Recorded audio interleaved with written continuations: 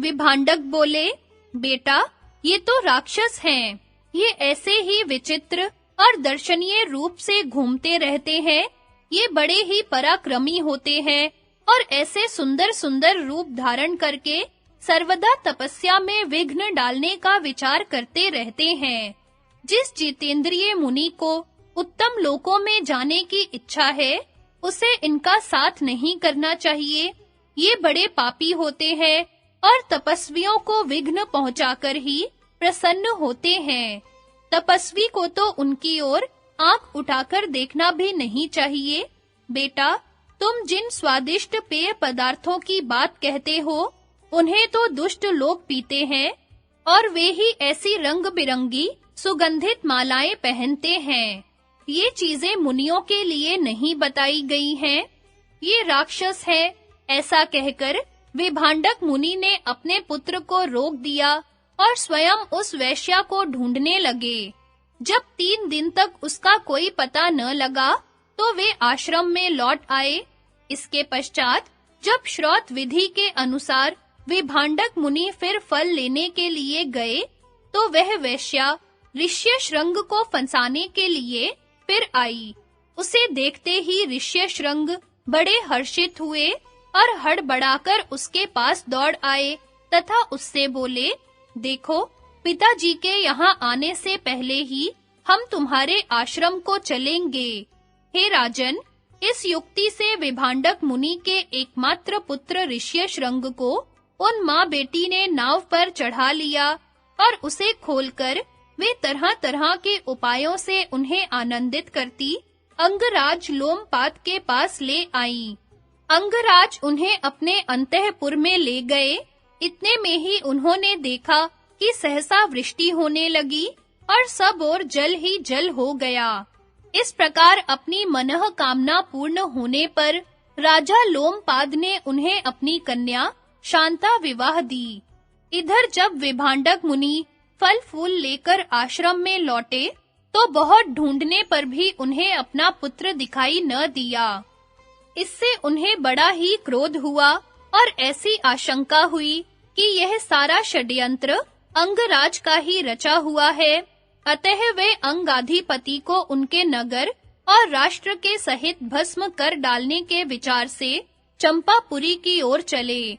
मार्ग में चलते-चलते जब वे थक गए और उन्हें भूख सताने लगी, तो वे ग्वालियों के संपत्तिशाली घोषों में आए। ग्वालों ने उनका राजाओं के समान बड़ा आदर सत्कार किया और वहां उन्होंने एक रात विश्राम किया। जब गोपों ने उनकी अत्यंत आव भगत की, तो उन्होंने पूछा, क्यों भाई, तुम किसके सेवक हो? तब वे सभी ग्वालिये बोले, यह सब आपके पुत्र की ही संपत्ति है।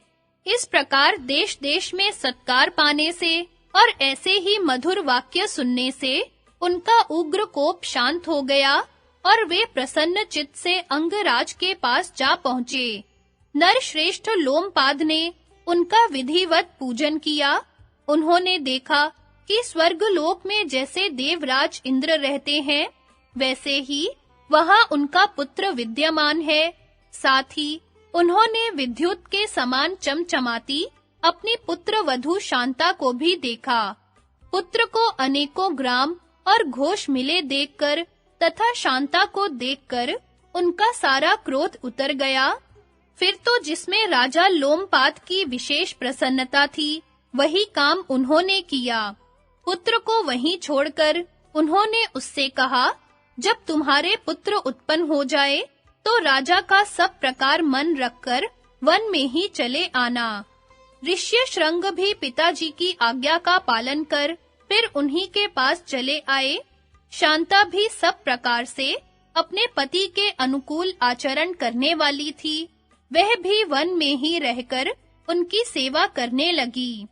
जिस प्रकार सौभाग्यवती अरुंधति वशिष्ठ की, लोपामुद्रा अगस्त्य की और दमयंती नल की सेवा करती थी, उसी प्रकार शांता ने भी अत्यंत प्रेम पूर्वक अपने वनवासी पति देव की सेवा की। यह पवित्र कीर्तिशाली आश्रम उन्हीं ऋष्यशृंग का है। इसके कारण इस समीपवर्ती विशाल सरोवर की शोभा भी बहुत बढ़ गई है। इसमें स्नान करके तुम कृतकृत्य और शुद्ध हो जाओ, फिर दूसरे तीर्थों की यात्रा करना। परशुराम जी की उत्पत्ति और उनके चरित्रों का वर्णन। वैशंपायन जी कहते हैं, जन्मेजय, उस सरोवर में स्नान करके महाराज युधिष्ठिर कौशिकी नदी के किनारे होते हुए क्रमशः सभी तीर्थ स्थानों में गए। फिर उन्होंने समुद्र तट पर पहुंचकर गंगा जी के संगम स्थान में मिली हुई 500 नदियों की सम्मिलित धारा में स्नान किया। इसके पश्चात वे समुद्र के किनारे-किनारे अपने भाइयों के सहित कलिंग देश में आए। वहां लोमश जी कहने लगे, कुंती नंदन, यह कलिंग देश है, यहाँ वैतरणी नदी बहती है। इस स्थान पर देवताओं का आश्रय लेकर स्वयं धर्मराज ने यज्ञ किया था। इसके अनंतर भाग्यवान पांडवों ने द्रौपदी सहित वैतरणी नदी में उतरकर पितृ तर्पण किया। उस समय महाराज युधिष्ठिर कहने लगे, लोमश जी, इस नदी में आचमन करके मैं तप के प्रभाव से मानवीय विषयों से मुक्त हो गया हूँ। आपकी कृपा से मुझे सारे लोग दिखाई दे रहे हैं। देखिए, यह मुझे पाठ करते हुए वानप्रस्थी महात्माओं का शब्द सुनाई दे रहा है। तब लोमश जी ने कहा, राजन, चुप हो जाइए, यह ध्वनि तो तुम्हें 30,000 योजन दूर से सुनाई दे रही है। वैशंपायन जी बोले, इसके पश्चात महात्मा युधिष्ठिर महेंद्र पर्वत पर गए और वहां एक रात निवास किया। वहां रहने वाले तपस्वियों ने उनका बड़ा सत्कार किया। लोमश मुनि ने उन भृगु, अंगीरा, वशिष्ठ और कश्यप वंशीय ऋषियों का परिचय दिया। फिर उनके पास जाकर राजऋषि युधिष्ठिर ने प्रणाम किया और परशुराम जी के सेवक वीरवर अकृत वर्ण से पूछा, भगवान परशुराम जी इन तपस्वियों को किस समय दर्शन देंगे? इनके साथ ही मैं भी उनके दर्शन करना चाहता हूँ। अकृत वर्ण ने कहा, श्री परशुराम जी तो सबके हृदय की बात जानने वाले हैं। आपके आने का तो उन्हें पता लग ही गया होगा। आपके प्रति उनका प्रेम भी है ही, इसलिए वे शीघ्र ही आपको दर्शन देंगे। तपस्वियों को उनका दर्शन चतुर्दशी और अष्टमी को होता है। आज की रात बीतने पर कल चतुर्दशी होगी, तब आप भी उनका दर्शन करेंगे। युधिष्ठिर ने पूछा, आप जमदग्नि नंदन महाबली परशुराम जी के सेवक हैं। उन्होंने पहले जो कृत्य किए हैं, वे सब आपने प्रत्यक्ष देखे हैं। अतः जिस प्रकार और जिस निमित्त से उन्होंने युद्ध में क्षत्रियों को परास्त किया था, वह सब आप मुझे सुनाइए। अकृत वर्ण ने कहा, राजन, मैं भृगु वंश में उत्पन्न हुए जमदग्नि नंदन देवतुल्य भगवान परशुराम जी का चरित्र सुनाता हूँ। यह आख्यान बड़ा ही सुंदर और महान है। उन्होंने है वंश में उत्पन्न हुए जिस कार्तवीर्य अर्जुन का वध किया था, उसके 1000 भुजाएं थी। श्री दत्तात्रेय जी की कृपा से उसे एक सोने का विमान मिला था तथा पृथ्वी के सभी प्राणियों पर उसका प्रभुत्व था। उसके रथ की गति को कोई भी रोक नहीं सकता था। उस रथ और वर के प्रभाव से वह वीर देवता, यक्ष और ऋषि सभी को कुचले डालता था।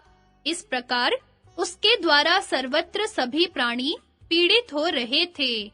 इसी समय कान्यकुब्ज नामक नगर में गाधी नाम का एक बलवान राजा राज्य करता था। वह वन में जाकर रहने लगा। वहां उसके एक कन्या उत्पन्न हुई थी जो अप्सरा के समान सुंदरी थी। उसका नाम था सत्यवती। उसके लिए भृगुनंदन ऋचिक ने राजा के पास जाकर याचना की। राजा गाधी ने ऋचिक मुनियों के साथ सत्यवती का ब्याह कर दिया। विवाह कार्य संपन्न हो जाने पर भृगु जी आए और अपने पुत्र को सपत्नीक देखकर बड़े प्रसन्न हुए। तब उन्होंने पुत्र वधू से कहा, सौभाग्यवती वधू, तुम वर मांगो।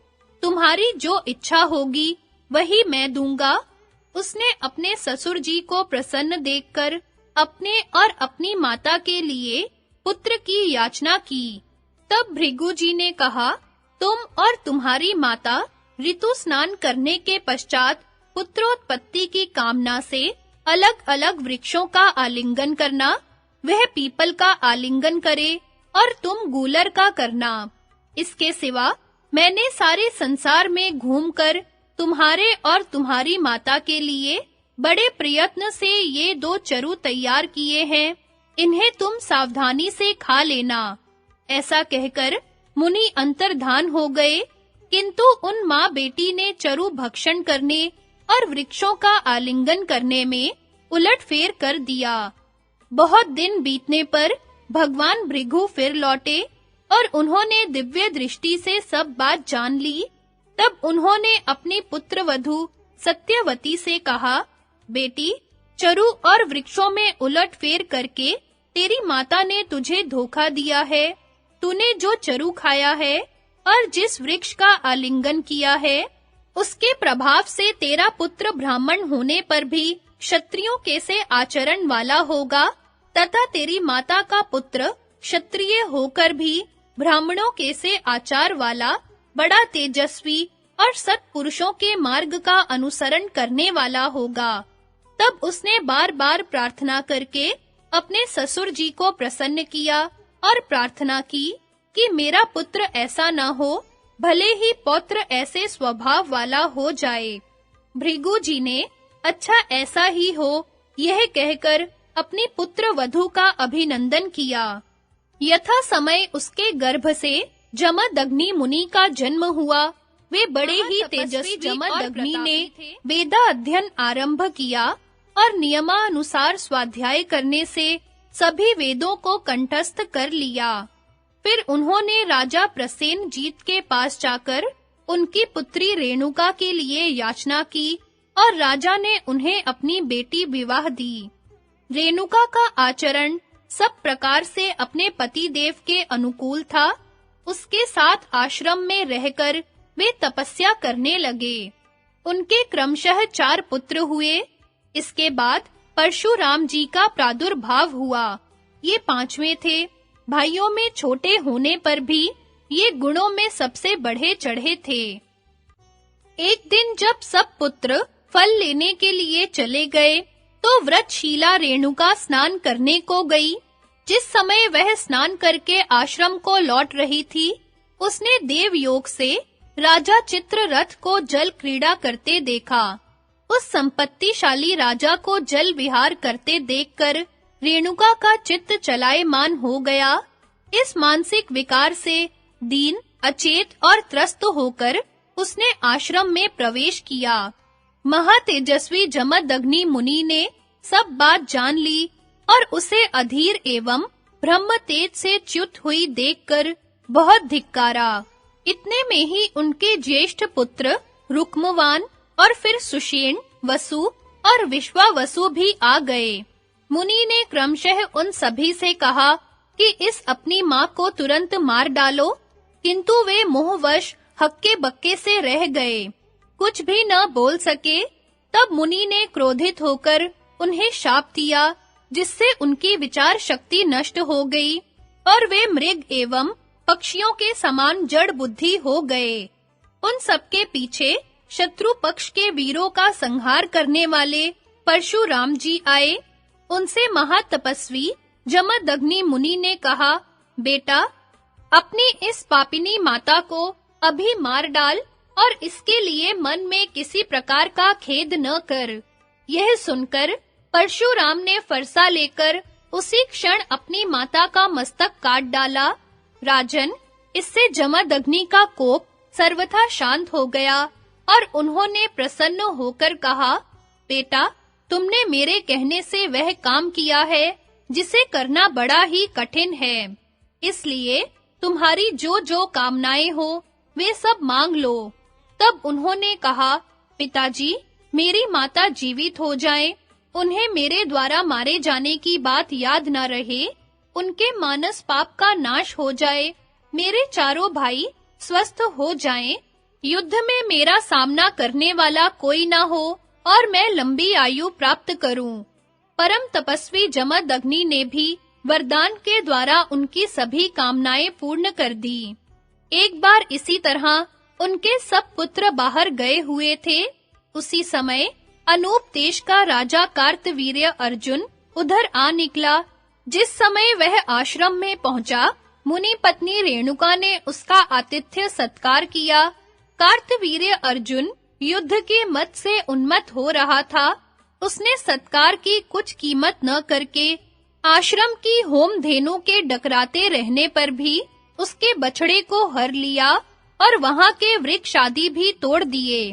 जब परशुराम जी आश्रम में आए तो स्वयं जमदग्नि जी ने उनसे सारी बातें कहीं।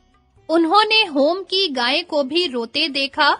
इससे वे बड़े ही कुपित हुए और काल के वशीभूत हुए सहस्त्र अर्जुन के पास आए। तब शत्रु दमन परशुराम जी ने अपना सुंदर धनुष ले उसके साथ बड़ी वीरता से युद्ध कर पैने बाणों से उसके परिघ सदृश हजारों भुजाओं को काट डाला तथा उसे परास्त कर काल के हवाले किया। इससे सहस्त्र अर्जुन के पुत्रों को बड़ा क्रोध हुआ और वे एक दिन परशुराम जी की अनुपस्थिति में आश्रम में बैठे हुए जमदग्नि जी पर जा टूटे। परम तेजस्वी जमदग्नि जी तो तपस्वी ब्राह्मण थे। उन्होंने युद्ध आदि कुछ भी नहीं किया, तो भी उन्होंने उन्हें मार डाला। इस समय वे अनाथ की तरह हे राम यही चिल्लाते रहे। जब उनकी हत्या करके वे आश्रम से चले गए, तो परशुराम जी समिधा लेकर आए। वहां अपने पिताजी को इस प्रकार दुर्दशा पूर्वक मरे देखकर उन्हें बड़ा दुख हुआ और वे फूट-फूट कर रोने लगे। कुछ समय तक वे करुणा पूर्वक तरह-तरह से विलाप करते रहे। फिर उन्होंने अपने पिता के सब प्रेत कर्म किए और उनका अग्नि संस्कार कर संपूर्ण क्षत्रियों का संहार करने की प्रतिज्ञा की। महाबली भृगुनंदन क्रोध के आवेश में साक्षात काल के समान हो गए और उन्होंने अकेले ही कार्तवीर्य के सब पुत्रों को मार डाला। उस समय जिन-जिन क्षत्रियों ने उनका पक्ष लिया, उन सबका भी उन्होंने सफाया कर दिया। इस प्रकार 21 बार भगवान परशुराम ने पृथ्वी को क्षत्रिय हीन कर दिया और उनके रक्त से समंत पंचक क्षेत्र में 5 सरोवर भर दिए। इसी समय महर्षि ऋचिक ने साक्षात प्रकट होकर उन्हें इस घोर कर्म से रोका। तब उन्होंने क्षत्रियों का संहार करना बंद कर दिया और सारी पृथ्वी ब्राह्मणों को दान कर दी।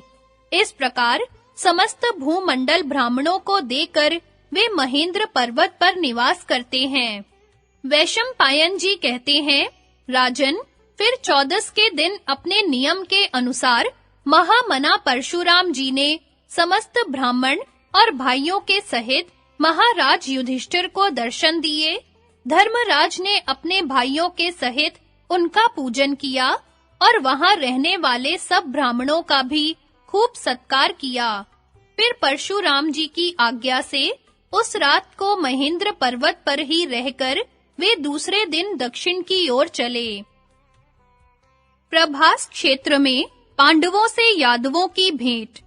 वैशंपायन जी बोले, राजन, महाराज युधिष्ठिर समुद्र तट के सब तीर्थों के दर्शन करते आगे बढ़ने लगे। वे सब प्रकार के सदाचार का पालन करते थे। उन्होंने भाइयों के सहित सभी तीर्थों में स्नान किया। फिर वे क्रमशः समुद्रगामिनी प्रशस्ता नदी पर पहुँचे। वहां स्नान और तर्पण कर उन्होंने श्रेष्ठ ब्राह्मणों को धन दान किया। इसके पश्चात वे गोदावरी नदी पर आए।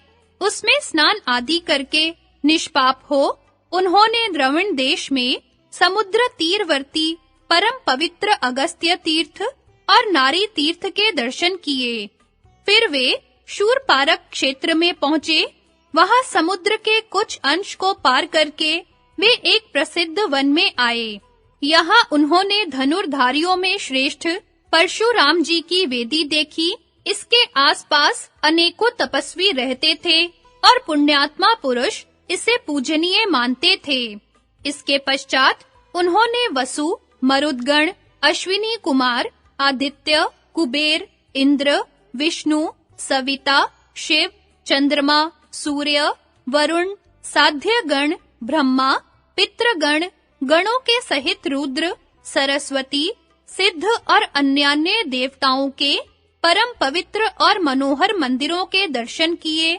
उन तीर्थों में तरह-तरह से उपवास कर उन्होंने स्नान आदि किए और विद्वान ब्राह्मणों को बहुमूल्य रत्न आदि देकर वे फिर शूरपारक क्षेत्र में लौट आए।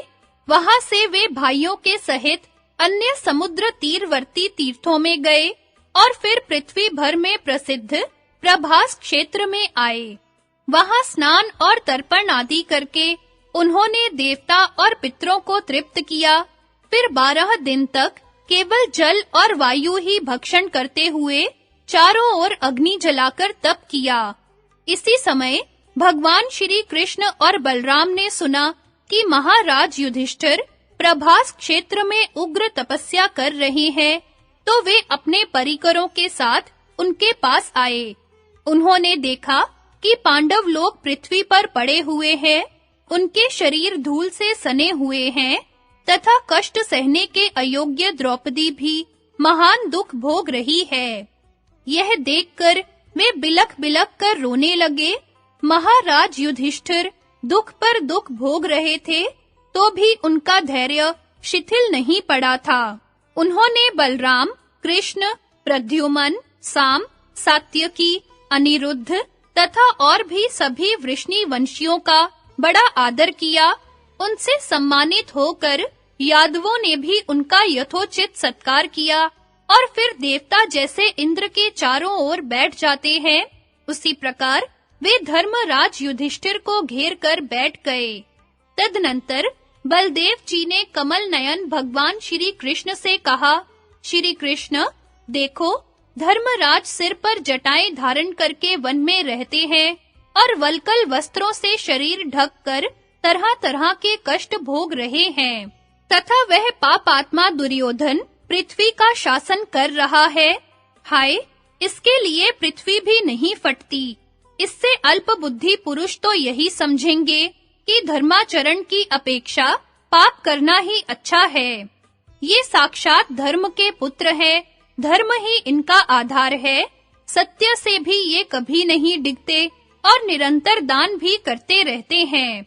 इनका राज्य और सुख भले ही नष्ट हो जाए, किंतु धर्म को छोड़कर ये कभी चैन से नहीं बैठ सकते। पापी धृतराष्ट्र ने अपने निर्दोष भतीजों को राज्य से निकाल दिया है। अब परलोक में पितृगण के सामने वे कैसे कहेंगे कि मैंने इनके साथ उचित व्यवहार किया है। देखो, अब भी उन्हें यह नहीं सूझता कि मैं पृथ्वी में इस प्रकार आंखों से लाचार क्यों उत्पन्न हुआ हूँ, और उन्हें राज्यच्युत कर देने से अब मेरी क्या गति होगी। भला इन पांडवों का वे क्या सामना करेंगे। महाबाहु भीम को तो शत्रुओं की सेना का संहार करने के लिए शस्त्रों की भी आवश्यकता नहीं है। इसके तो हुंकार से ही सैनिकों के मल मूत्र निकल पड़ते हैं। देखो, जब यह पूर्व दिशा में दिग्विजय के लिए गया था, तो इसने अकेले ही वहां से सब राजाओं को उनके अनुचरों के सहित परास्त कर दिया और यह सकुशल अपने नगर में लौट आया।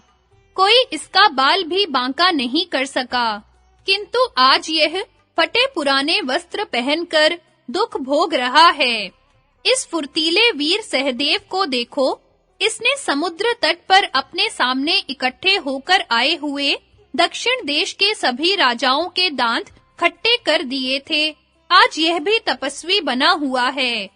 द्रौपदी तो परम पतिव्रता और सब प्रकार सुख भोगने योग्य है।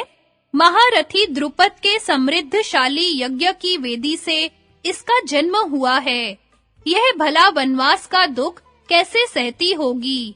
दुर्योधन ने कपट द्यूत में जीतकर धर्मराज को इनके भाई, स्त्री और अनुचरों सहित राज्य से बाहर निकाल दिया और वह दिनों दिन बढ़ रहा है। यह देखकर इस पर्वतमाला मंडिता वसुंधरा को कहने लगे, बलराम जी, यह समय व्यर्थ पश्चाताप करने का नहीं है। महाराज युधिष्ठिर यद्यपि कुछ नहीं कह रहे हैं, तो भी अब आगे हमारा जो कर्तव्य हो वही हमें करना चाहिए। संसार में जिनके दूसरे रक्षक होते हैं, वे स्वयं काम नहीं किया करते। मेरे सहित आप कृष्ण, प्रद्युम्न और सांब चुपचाप कैसे बैठे हैं? हम तो तीनों लोकों की रक्षा कर सकते हैं, फिर हमारे पास आकर भी ये पांडव लोग भाइयों सहित वन में रहें, यह कैसे हो सकता है? आज ही अनेकों प्रकार के अस्त्र शस्त्र और कवच आदि से सन्नद्ध यादवी सेना कूच करे और उससे पराजित होकर दुर्योधन अपने भाइयों सहित यमलोक को चला जाए। बलराम जी, आप तो अकेले ही अपने कोप से इस पृथ्वी का नाश कर सकते हैं। अतः देवराज इंद्र ने जैसे वृत्रासुर का वध किया था, उसी प्रकार आप दुर्योधन को उसके संबंधियों सहित मार डालिए। मैं भी अपने सर्प के विष की ज्वाला के समान तीखे बाणों से उसके सिर को छिन्न-भिन्न कर दूंगा और फिर उसे अपनी पैनी तलवार से रण आंगन में काट डालूंगा। फिर सब कौरवों को मारकर उनके अनुचरों का भी नाश कर दूंगा। जिस समय प्रद्युम्न जी प्रधान कौरव वीरों का संहार करेंगे, उस समय तिनकों की ढेरी जैसे आग को सहन नहीं कर सकती, उसी प्रकार उनके छोड़े हुए तीखे तीरों को कृपाचार्य, द्रोणाचार्य, कर्ण और विकर्ण सह नहीं सकेंगे। अभिमन्यु के पराक्रम को भी मैं खूब जानता हूँ। ये रणभूमि में प्रद्युम्न जी के ही समान हैं और सांब भी अपने बाहुबल से रथ और सारथी के सहित दुःशासन को कुचल सकते हैं। ये जाम्बवती नंदन बड़े ही रणवीर हैं, इनके बल को तो कोई नहीं सह सकता। श्री कृष्ण के विषय में क्या कहें? जिस समय ये अस्त्र शस्त्र से सुसज्जित हो, उत्तम बाण और सुदर्शन चक्र धारण करते हैं, उस समय युद्ध में इनकी बराबरी कोई नहीं कर सकता। देवताओं के सहित इन संपूर्ण लोकों में इनके लिए कौन सा काम कठिन है?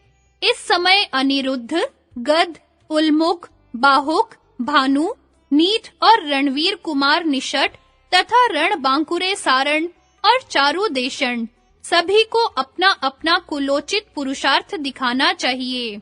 वृष्णि, भोज और अंधक वंशों के मुख्य योद्धा तथा सात्वत एवं शूर कुल की सेनाएं मिलकर रणभूमि में धृतराष्ट्र के पुत्रों का संहार कर उज्जवल यश प्राप्त करें। ऐसा होने पर जब तक धर्मराज युधिष्ठिर जुआ खेलने के समय किए हुए नियम का पालन करें, तब तक पृथ्वी के शासन का भार अभिमन्यु के हाथ में रहे। भगवान श्री कृष्ण बोले, सात्यकी, तुम्हारी बात निस्संदेह ठीक है, हमें तुम्हारा कथन स्वीकार है, किंतु कुरुराज अपने भुजबल से न जीती हुई भूमि को लेना किसी प्रकार पसंद न करेंगे। महाराज युधिष्ठिर किसी इच्छा, भय या लोभ से स्वधर्म का त्याग नहीं कर सकते। इसी प्रकार भीम, अर्जुन, नकुल, सहदेव और द्रौपदी भी काम, लोभ या भय से अपना धर्म नहीं छोड़ सकते। भीम और अर्जुन तो अति रथी हैं, पृथ्वी में ऐसा कोई वीर नहीं है जो युद्ध में इनके साथ लोहा ले सके। माद्री के पुत्र नकुल और सहदेव भी कुछ कम नहीं है। इन सब की सहायता से ही ये संपूर्ण पृथ्वी का शासन क्यों ना करे। जिस समय महात्मा पंचाल राज, केकई नरेश, चेदीराज और हय आपस में मिलकर रण आंगन में कूद पड़ेंगे, उस समय शत्रुओं का नामो निशान भी न रहेगा। यह सुनकर महाराज युधिष्ठिर ने कहा, माधव, आप जो कुछ कह रहे हैं उसमें आश्चर्य की कोई बात नहीं है। वास्तव में मेरे स्वभाव को ठीक-ठीक श्री कृष्ण ही जानते हैं और उनके स्वरूप को भी यथार्थ रीति से मैं जानता हूँ। सात्यकी, देखो, जब श्री कृष्ण पराक्रम दिखाने का समय समझेंगे, उसी समय तुम और श्री केशव दुर्योधन पर विजय प्राप्त कर सकोगे। अब आप सब यादव वीर अपने-अपने घरों को पधारें। आप लोग मुझसे मिलने के लिए यहाँ आए, इसके लिए मैं आपका कृतज्ञ हूँ। आप सावधानी से धर्म का पालन करें, मैं फिर आप सबको सकुशल एकत्रित हुए देखूंगा। तब उन यादव वीरों ने बड़ों को प्रणाम किया और बालकों को हृदय से लगाया। इसके पश्चात वे अपने-अपने घरों को चले गए तथा पांडवों ने तीर्थ यात्रा के लिए प्रस्थान किया। इस प्रकार श्री कृष्ण को विदा कर धर्मराज युधिष्ठिर अपने भाई, अनुचर और लोमश जी के सहित परम पवित्र पयोषणी नदी पर पहुँचे। इस नदी के तीर पर अमूर्तरया के पुत्र राजा गए ने 7 अश्वमेध यज्ञ करके इंद्र को तृप्त किया था। राजकुमारी सुकन्या और महर्षि चैवन। वैशंपायन जी कहते हैं, राजन, पयोषणी में स्नान कर महाराज युधिष्ठिर वैदूर्य पर्वत और नर्मदा नदी की ओर गए। वहां भगवान लोमश ने समस्त तीर्थ और देव स्थानों का परिचय दिया। तब भाइयों के सहित धर्मराज अपने सुभीते और उत्साह के अनुसार उन सभी तीर्थों में गए और वहां हजारों ब्राह्मणों को धन दान किया। फिर लोमश मुनि ने एक स्थान की ओर संकेत करके कहा, राजन, यह महाराज शर्याती का यज्ञ स्थान है। यहाँ कौशिक मुनि ने अश्व कुमारों के सहित स्वयं ही सोमपान किया था। इसी स्थान पर महान तपस्वी चैवन मुनि इंद्र पर कुपित हुए थे और उन्होंने उसे स्तंभित कर दिया था तथा यहीं उन्हें पत्नी रूप से राजकुमारी सुकन्या प्राप्त हुई थी। युधिष्ठिर ने पूछा, महातपस्वी चैवन को क्रोध क्यों हुआ? उन्होंने इंद्र को स्तब्ध क्यों किया तथा अश्विनी कुमारों को उन्होंने सोमपान का अधिकारी कैसे बनाया? भगवन, कृपा करके यह सारा वृत्तांत मुझे सुनाइए। लोमश जी बोले, महर्षि भृगु का चैवन नामक एक बड़ा ही तेजस्वी पुत्र था। वह इस सरोवर के तट पर तपस्या करने लगा। राजन, वह मुनि कुमार बहुत समय तक वृक्ष के समान निश्चल रहकर एक ही स्थान पर वीरासन से बैठा रहा। धीरे-धीरे अधिक समय बीतने पर उसका शरीर तृण और लताओं से ढक गया। उस पर चींटियों ने अड्डा जमा लिया। ऋषि बाम्बी के रूप में दिखाई देने लगे। वे चारों ओर से केवल मिट्टी के पिंड जान पड़ते थे। इस प्रकार बहुत काल व्यतीत होने के बाद एक दिन राजा शर्याती इस सरोवर पर क्रीड़ा करने के लिए आया। उसकी 4 सहस्त्र सुंदरी रानियां और एक सुंदर भ्रुकुटियों वाली कन्या थी। उसका नाम सुकन्या था। वह दिव्य आभूषणों से विभूषित कन्या अपनी सहेलियों के साथ विचरती उस चैवन जी की बांबी के पास पहुंच गई। उसने उस बांबी के छिद्र में से चैवन जी की चमकती हुई आंखों को देखा। इससे उसे बड़ा कौतूहल हुआ। फिर बुद्धि भ्रमित हो जाने से उसने उन्हें कांटे से छेद दिया। इस प्रकार आंखें फूट जाने से चैवन मुनि को बड़ा क्रोध हुआ और उन्होंने शर्याती की सेना के मल-मूत्र बंद कर दिए। मल-मूत्र रुक जाने से सेना को बड़ा कष्ट हुआ। यह दशा देखकर राजा ने पूछा, यहाँ निरंतर तपस्या में निरत वयोवृद्ध महात्मा चैवन रहते हैं। वे स्वभाव से बड़े क्रोधी हैं। उनका जानकर अथवा बिना जाने किसने अपकार किया है? जिससे भी ऐसा हुआ हो, वह बिना विलंब किए तुरंत बता दे। जब सुकन्या को ये सब बातें मालूम हुई, तो उसने कहा, मैं घूमती-घूमती एक बांबी के पास गई थी। उसमें मुझे एक चमकता हुआ जीव दिखाई दिया। वह जुगनू सा जान पड़ता था। उसे मैंने बींध दिया। यह सुनकर शर्याती तुरंत ही बांबी के पास गया। वहां उसे तपोवृद्ध और वयोवृद्ध चैवन मुनि दिखाई दिए। उसने उनसे हाथ जोड़कर सेना को कलेश मुक्त करने की प्रार्थना की और कहा कि भगवन, अज्ञानवश इस बालिका से जो अपराध बन गया है, उसे क्षमा करने की कृपा करें। तब भृगुनंदन चैवन ने राजा से कहा, इस गर्वीली छोकरी ने अपमान करने के लिए ही मेरी आंखें फोड़ी हैं, अब मैं इसे पाकर ही क्षमा कर सकता हूँ। लोमश जी कहते हैं, राजन, यह बात सुनकर राजा शर्याती ने बिना कोई विचार किए महात्मा चैवन को अपनी कन्या दे दी। उस कन्या को पाकर चैवन मुनि प्रसन्न हो गए और उनकी कृपा से कलेश मुक्त हो राजा सेना के सहित अपने नगर में लौट आया। सती सुकन्या भी अपने तप और नियमों का पालन करती हुई प्रेम पूर्वक अपने तपस्वी पति की परिचर्या करने लगी। एक दिन सुकन्या स्नान करके अपने आश्रम में खड़ी थी। उस समय उस पर अश्विनी कुमारों की दृष्टि पड़ी। वह साक्षात देवराज की कन्या के समान मनोहर अंगों वाली थी। तब अश्विनी कुमार ने उसके समीप जाकर कहा, सुंदरी, तुम किसकी पुत्री एवं किसकी भार्या हो और इस वन में क्या करती हो? यह सुनकर सुकन्या ने सलज्ज भाव से कहा, मैं महाराज शर्याती की कन्या और महर्षि चैवन की भार्या हूँ। तब अश्विनी कुमार बोले, हम देवताओं के वैद्य हैं और तुम्हारे पति को युवा एवं रूपवान कर सकते हैं। तुम हमारी यह बात अपने पति देव से जाकर कहो। उनकी यह बात सुनकर सुकन्या चैवन मुनि के पास गई और उन्हें यह बात सुना दी। मुनि ने उसे अपनी स्वीकृति दे दी। तब उसने अश्विनी कुमारों से वैसा करने के लिए कहा। अश्विनी कुमारों ने कहा, मुनि इस सरोवर में प्रवेश करें। महर्षि चैवन रूपवान होने को उत्सुक थे। उन्होंने तुरंत ही जल में प्रवेश किया। उनके साथ अश्विनी कुमारों ने भी उसमें गोता लगाया।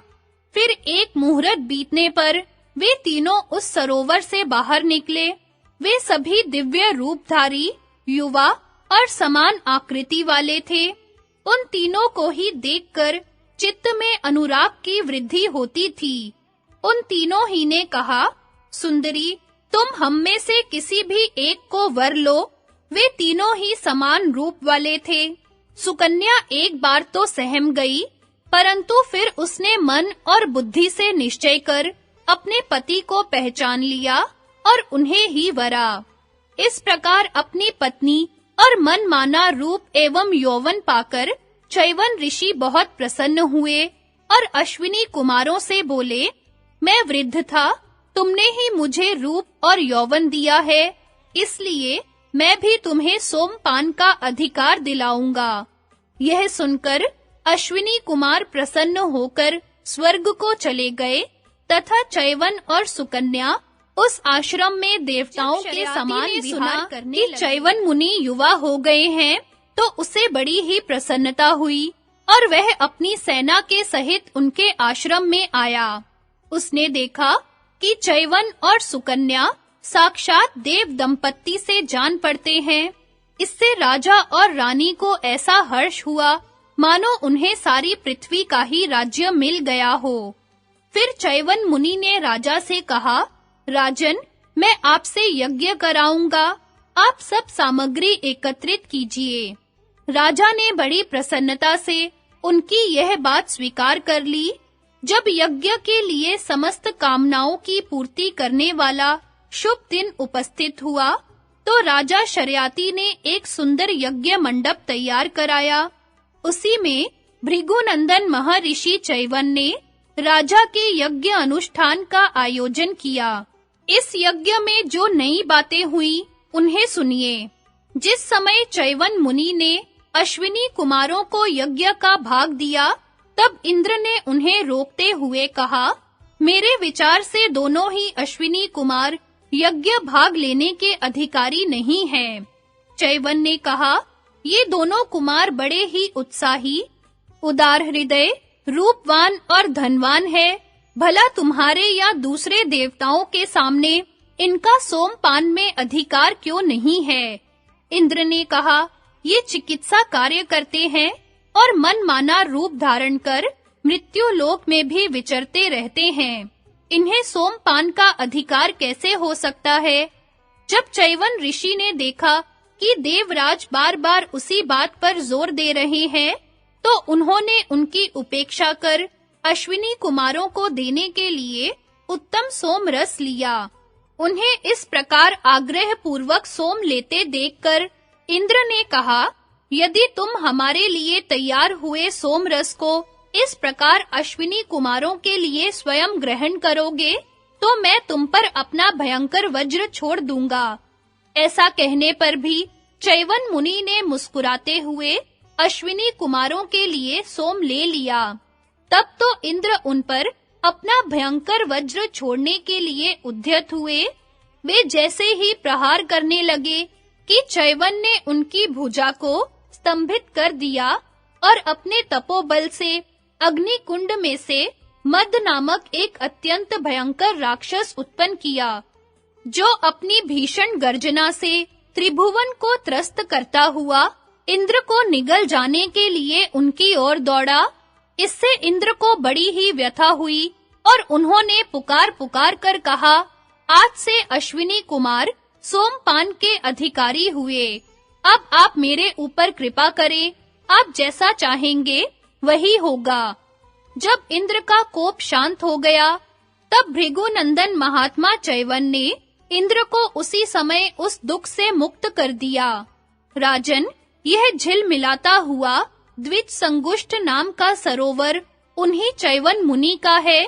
तुम अपने भाइयों सहित इस सरोवर में देवता और पितरों का तर्पण करो। यहाँ भगवान शंकर के मंत्रों का जप करने से तुम सिद्धि प्राप्त कर सकते हो। यहाँ त्रेता और द्वापर की संधि के समान काल रहता है। इस तीर्थ में स्नान करने वालों को कलयुग का स्पर्श नहीं होता। यह सब पापों का नाश करने वाला है, इसमें स्नान करो। इसके आगे आर्चीक पर्वत है, यहाँ अनेकों मनीषी महर्षि गण निवास करते हैं। इस पर अनेक प्रकार के देव स्थान हैं। यह चंद्रमा का तीर्थ है। यहाँ वालखिल्य नाम के तेजस्वी और वायु भोजी वानप्रस्थ रहते हैं। यहाँ 3 शिखर और 3 झरने हैं। ये बड़े ही पवित्र हैं।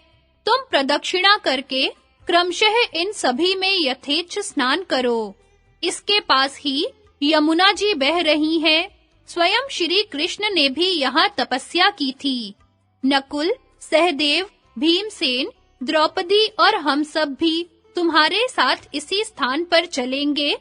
इसी जगह महान धनुर्धर राजा मांधाता ने भी यज्ञ किया था। राजा मांधाता का जन्म वृत्तांत। महाराज युधिष्ठिर ने पूछा, ब्राह्मण, राजा युवनाशव के पुत्र नृपश्रेष्ठ मांधाता तीनों लोकों में विख्यात थे। उनका जन्म किस प्रकार हुआ था?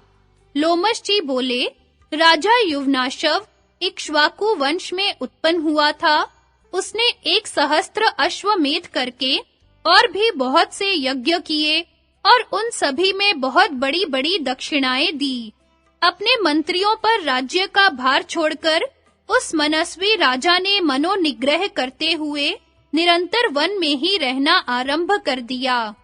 एक बार महर्षि भृगु के पुत्र ने उससे पुत्र प्राप्ति के लिए यज्ञ कराया। रात्रि के समय उपवास से गला सूख जाने के कारण राजा को बड़ी प्यास लगी। उसने आश्रम के भीतर जाकर जल मांगा, किंतु सब लोग रात्रि के जागरण से थककर ऐसी गाढ़ निद्रा में पड़े थे कि किसी ने उसकी आवाज न सुनी। महर्षि ने मंत्रपूत जल का एक बड़ा कलश रख छोड़ा था। उसे देखकर राजा ने जल्दी से उसी में से कुछ जल पीकर अपनी प्यास बुझाई और उसे वहीं छोड़ दिया। कुछ देर में तपोधन भृगुपुत्र के सहित सब मुनिजन उठे और उन सभी ने उस घड़े को जल से खाली देखा। तब उन सभी ने आपस में मिलकर पूछा कि यह किसका काम है। इस पर युवनाशव ने सच-सच कह दिया कि मेरा है। यह सुनकर भृगुपुत्र ने कहा, राजन, यह काम अच्छा नहीं हुआ। तुम्हारे एक महान बलवान और पराक्रमी पुत्र उत्पन्न हो, इसी उद्देश्य से मैंने यह जल अभिमंत्रित करके रखा था। अब जो हो गया उसे पलटा भी नहीं जा सकता। अवश्य ही जो कुछ हुआ है वह देव की प्रेरणा से ही हुआ है। तुमने प्यास से व्याकुल होकर मंत्रपूत जल पिया है, इसलिए तुम्ही को एक पुत्र प्रसव करना होगा। ऐसा कहकर मुनि अपने-अपने स्थानों को चले गए। फिर 100 वर्ष बीतने पर राजा की बाईं कोख फाड़कर एक सूर्य के समान अत्यंत तेजस्वी बालक निकला। ऐसा होने पर भी यह बड़ा आश्चर्य सा हुआ कि इससे राजा की मृत्यु नहीं हुई। उस बालक को देखने के लिए स्वयं देवराज इंद्र उस स्थान पर आए। उनसे देवताओं ने पूछा, किम धास्यति, यह बालक क्या पिएगा? इस पर इंद्र ने उसके मुख में अपनी तर्जनी उंगली देकर कहा, मां धाता।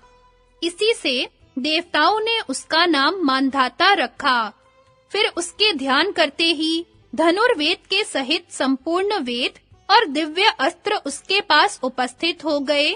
साथ ही आजगव नाम का धनुष, सींगों के बने हुए बाण और अभेद कवच भी आ गए। इसके पश्चात स्वयं इंद्र ने ही उसका राज्य सिंहासन पर अभिषेक किया। राजा मानधाता सूर्य के समान तेजस्वी था। इस परम पवित्र कुरुक्षेत्र प्रदेश में यह उसी का यज्ञ करने का स्थान है। तुमने मुझसे उसके चरित्र के विषय में पूछा था, सो मैंने उसका महत्वपूर्ण वृत्तांत सुना दिया। राजन, इसी क्षेत्र में पहले प्रजापति ने 1000 वर्ष में पूर्ण होने वाला इष्टिकृत नाम का याग किया था। यहीं पर नाभाग के पुत्र राजा अम्बरीश ने यमुना जी के तट पर यज्ञ के सदस्यों को 10 पद्म गौएं दान की थी तथा अनेकों यज्ञ और तपस्या करके सिद्धि प्राप्त की थी। यह देश नहुष के पुत्र पुण्यकर्मा राजा ययाति का है। यहाँ राजा ययाति ने अनेकों यज्ञ किए थे।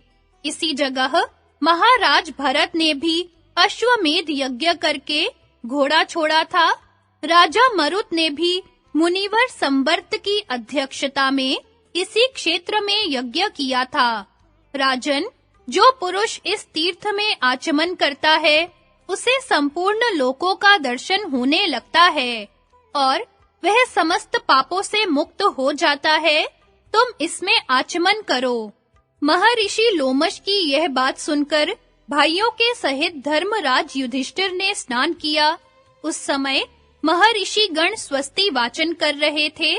स्नान कर चुकने पर उन्होंने लोमश जी से कहा, हे सत्य पराक्रमी मुनिवर, देखिए, इस तप के प्रभाव से मुझे सब लोग दिखाई दे रहे हैं। मैं यहीं से श्वेत घोड़े पर चढ़े हुए अर्जुन को देख रहा हूँ। लोमश जी ने कहा, महाबाहो, तुम्हारा कथन ठीक है। महर्षि गण इसी प्रकार स्वर्ग का दर्शन किया करते हैं। देखो, यह परम पवित्र सरस्वती नदी है। इसमें स्नान करने से पुरुष सब पापों से मुक्त हो जाता है। यह चारों ओर से 5-5 कोस के विस्तार वाली प्रजापति ब्रह्मा की वेदी है। यही महात्मा कुरु का क्षेत्र है, जो कुरुक्षेत्र नाम से का वर्णन और राजा उशीनर की कथा। लोमश जी बोले, राजन, यह विनशन तीर्थ है। यहाँ सरस्वती नदी अदृश्य हो जाती है।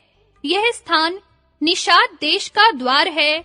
यहाँ इस विचार से कि निषाद लोग मुझे न देखें, सरस्वती भूमि में समा गई है।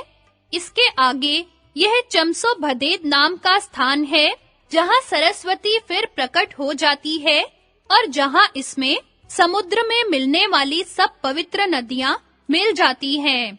यह सिंधु नदी का बहुत बड़ा तीर्थ स्थान है। इसी जगह अगस्त्य जी से समागम होने पर लोपामुद्रा ने उन्हें पति रूप से वरण किया था।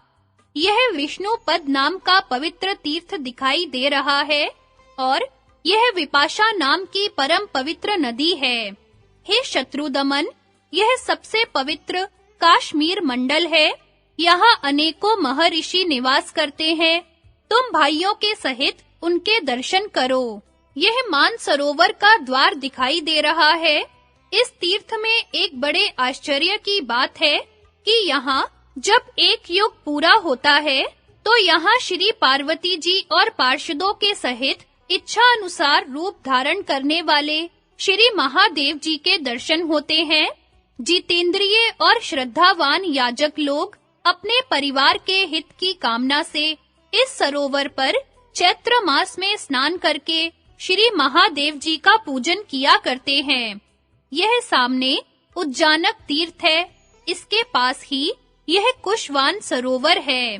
इसमें कुशेशय नाम के कमल उत्पन्न होते हैं। पांडुनंदन, अब तुम भृगुतुंग पर्वत को देखोगे। पहले समस्त पापों को नष्ट करने वाली इस वीतस्ता नदी के दर्शन करो। ये यमुना की ओर से आने वाली जला और उपजला नाम की नदियां हैं। इन्हीं के तट पर यज्ञ अनुष्ठान करके राजा उशीनर इंद्र से भी बढ़ गए हैं। राजन, एक बार इंद्र और अग्नि उनकी परीक्षा करने के लिए आए। इंद्र ने बाज का और अग्नि ने कबूतर का रूप धारण किया। इस प्रकार वे यज्ञशाला में महाराज उशीनर के पास पहुंचे। तब बाज के भय से डरकर कबूतर अपनी रक्षा के लिए राजा की गोदी में छिप गया। तब बाज ने कहा, राजन, समस्त राजागण केवल आपको ही धर्मात्मा बताते हैं, सो आप यह संपूर्ण धर्मों से विरुद्ध कर्म कैसे करना चाहते हैं? मैं भूख से मर रहा हूँ और यह कबूतर मेरा आहार है। आप धर्म के लोभ से इसकी रक्षा न करें। राजा ने कहा, महापक्षिन, यह पक्षी तुमसे डरकर भयभीत हुआ अपने प्राण बचाने के लिए मेरी शरण में आया है। इसने अभय पाने के लिए ही मेरा आश्रय लिया है।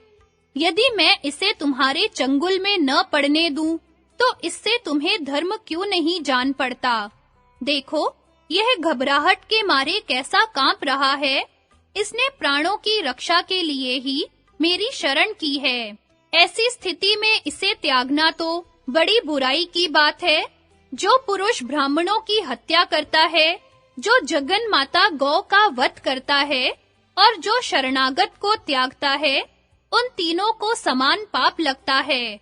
बाज बोला, राजन, सब प्राणी आहार से ही उत्पन्न होते हैं और आहार से ही उनकी वृद्धि होती है तथा आहार से ही वे जीवित रहते हैं। जिस धन को त्यागना अत्यंत कठिन माना जाता है, उसके बिना भी मनुष्य बहुत दिनों तक जीवित रह सकता है, किंतु भोजन को त्याग कर कोई भी अधिक समय तक नहीं टिक सकता। आज आपने मुझे भोजन से वंचित कर दिया है, इसलिए मैं जी नहीं सकूंगा, और जब मैं मर जाऊंगा तो मेरे स्त्री बच्चे भी नष्ट हो ही जाएंगे। इस प्रकार इस कबूतर को बचाकर आप कई प्राणियों की जान के गाहक हो जाएंगे। जो धर्म दूसरे धर्म का बाधक हो, वह धर्म नहीं, कुधर्म ही है। धर्म तो वही है जिससे किसी दूसरे धर्म का विरोध न हो। जहाँ दो धर्मों में विरोध हो, वहाँ छोटे बड़े का विचार कर जिसका किसी से विरोध न हो, उसी धर्म का आचरण करें। अतः राजन, आप भी धर्म और अधर्म के निर्णय में गौरव और लाघव पर दृष्टि रखकर जिसमें विशेष पुण्य हो, उसी धर्म के आचरण का निश्चय करें। इस पर राजा ने कहा, पक्षी प्रवर, आप बहुत अच्छी बातें कह रहे हैं। क्या आप साक्षात पक्षीराज गरुड़ हैं? इसमें तो संदेह नहीं। आप धर्म के मर्म को अच्छी तरह समझते हैं। आप जो बातें कह रहे हैं, वे बड़ी ही विचित्र और धर्म सम्मत हैं। मैं यह भी देखता हूँ कि ऐसी कोई बात नहीं है जो आपको मालूम न हो, किंतु शरणार्थी के परित्याग को आप कैसे अच्छा मानते हैं। पक्षीवर, आपका यह सारा प्रयत्न आहार के लिए ही जान पड़ता है, सो आपको आहार तो इससे भी अधिक दिया जा सकता है। लीजिए, मैं आपको शिबी प्रदेश का समृद्धिशाली राज्य देता हूँ, और भी आपको जिस वस्तु की इच्छा हो वह मैं दे सकता हूँ, किंतु इस शरण में आए हुए पक्षी को नहीं त्याग सकता। विहगवर, जिस काम के करने से आप इसे छोड़ सके वह मुझे बताइए, मैं वही करूँगा, किंतु इस कबूतर को तो नहीं दूंगा। बाज बोला, नृपवर, यदि आपका इस कबूतर पर स्नेह है तो इसी के बराबर अपना मांस काटकर तराजू में रखिए। यदि वह तौल में इस कबूतर के बराबर हो जाए तो वही मुझे दे दीजिए, उसी से मेरी तृप्ति हो जाएगी। लोमश जी कहने लगे, राजन, फिर परम धर्मज्ञ उशीनर ने अपना मांस काटकर तौलना आरंभ किया। दूसरे पलड़े में रखा हुआ कबूतर उनके मांस से भारी ही निकला, तो उन्होंने फिर अपना मांस काट कर रखा। इस प्रकार कई बार करने पर भी जब मांस कबूतर के बराबर न हुआ, तो वह स्वयं ही तराजू में बैठ गया। यह देखकर बाज बोला, हे धर्मज्ञ, मैं इंद्र हूँ और ये अग्नि देव हैं। हम आपकी धर्म निष्ठा की परीक्षा लेने के लिए ही आपकी यज्ञशाला में आए थे। राजन, जब तक संसार में लोगों को आपका स्मरण रहेगा, तब तक आपका सुयश निश्चल रहेगा और आप पुण्य लोकों का भोग करेंगे। राजा से ऐसा कहकर वे दोनों देवलोक को चले गए।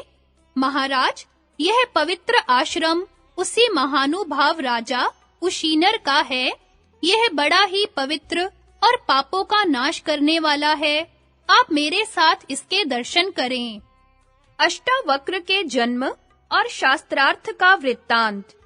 मुनिवर लोमश ने कहा, राजन, उद्दालक के पुत्र श्वेतकेतु इस पृथ्वी भर में मंत्र शास्त्र में पारंगत समझे जाते थे। यह निरंतर फल फूलों से संपन्न रहने वाला आश्रम उन्हीं का है। आप इसके दर्शन कीजिए।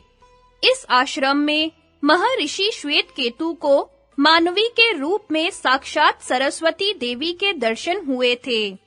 लोमश जी ने कहा, उद्दालक मुनि का कहोड नाम से प्रसिद्ध एक शिष्य था। उसने अपने गुरुदेव की बड़ी सेवा की।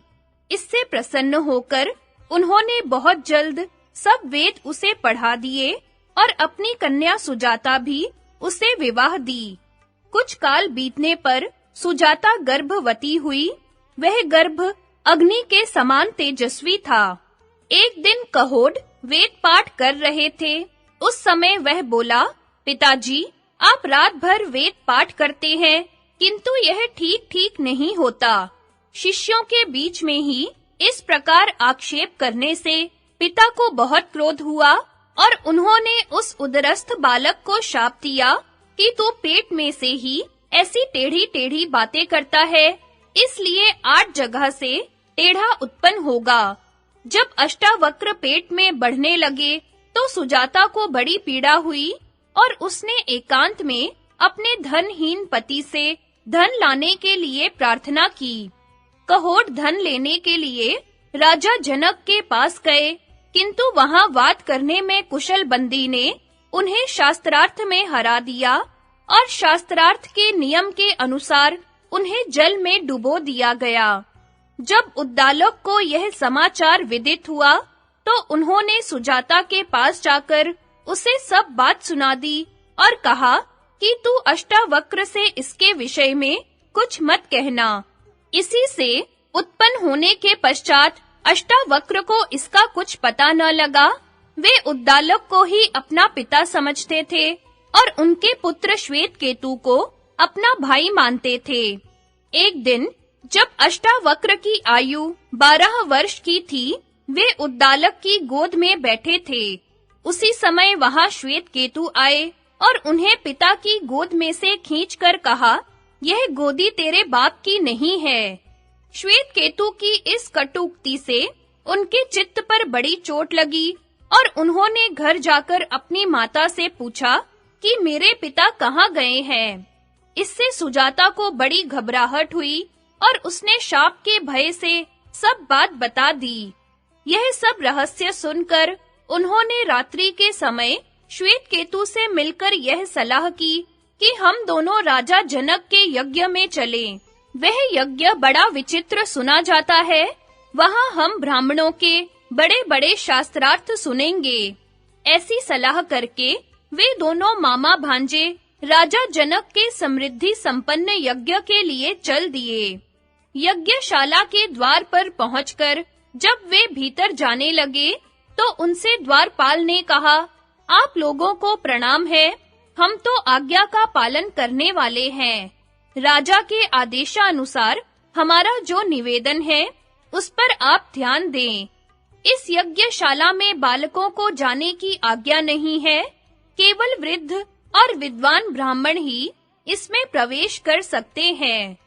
तब अष्टावक्र ने कहा, द्वारपाल, मनुष्य अधिक वर्षों की उम्र होने से, बाल पक जाने से, धन से अथवा अधिक कुटुंब से बड़ा नहीं माना जाता।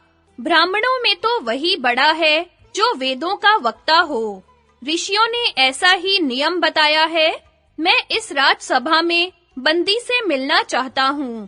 तुम मेरी ओर से यह सूचना महाराज को दे दो।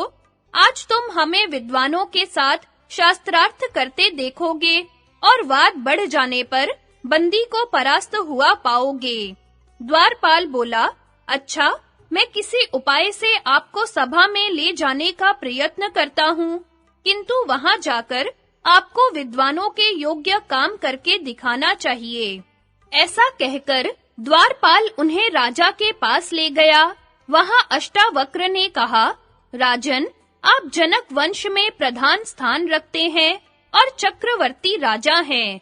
मैंने सुना है आपके यहाँ बंदी नाम का कोई विद्वान है। वह ब्राह्मणों को शास्त्रार्थ में परास्त कर देता है और फिर आप ही के आदमियों से उन्हें जल में डलवा देता है। यह बात ब्राह्मणों के मुख से सुनकर मैं अद्वैत ब्रह्म विषय पर उससे शास्त्रार्थ करने आया हूँ। वह बंदी कहाँ है? मैं उससे मिलूंगा।